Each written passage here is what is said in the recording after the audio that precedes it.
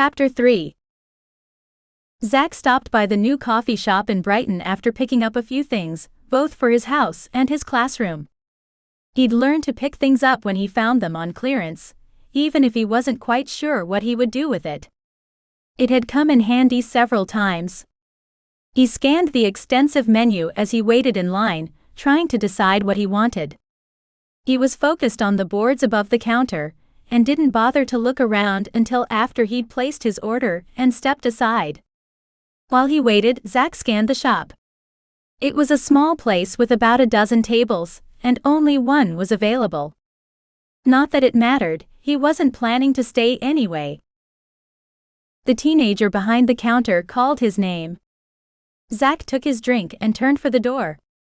There she was. He'd thought he'd seen her several times through the years, only to decide he was making it up. Dani was the one who got away. The one woman he wondered where she was, what she was doing now. Even 10 years later.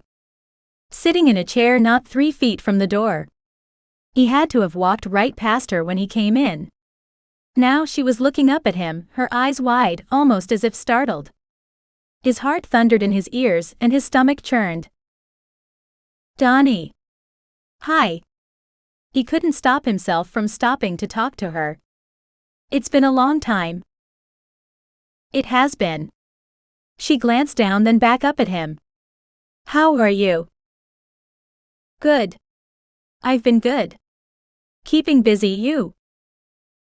I'm good. Enjoying a few minutes of downtime before I have to get busy again. What are you doing these days? He still wondered why she'd suddenly cut off contact all those years ago. He'd been hurt she hadn't told him herself, even with a note. Instead, her father had been the one to tell him. What had brought her back? I just moved to Brighton.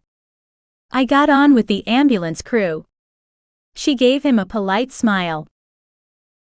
Wait, had that been her a few days before? You're an EMT? I am. You didn't by chance stop by my family's store the other day, did you? I did. We were hungry, and you know how it is, there's nothing else on that side of the lake. I do.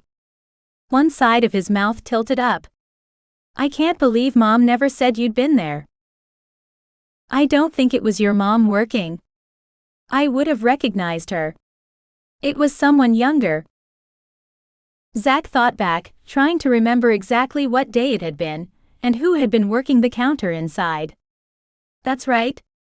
It wasn't Mom, it was Ashley.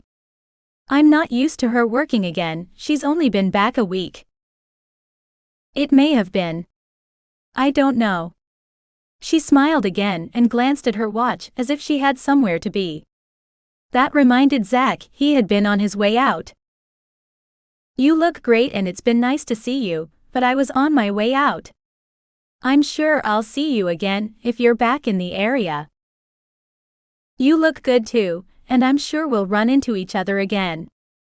Dani waved her fingers in his direction. Zach continued on his way, wondering how long it would before the sensation of being punched in the stomach passed.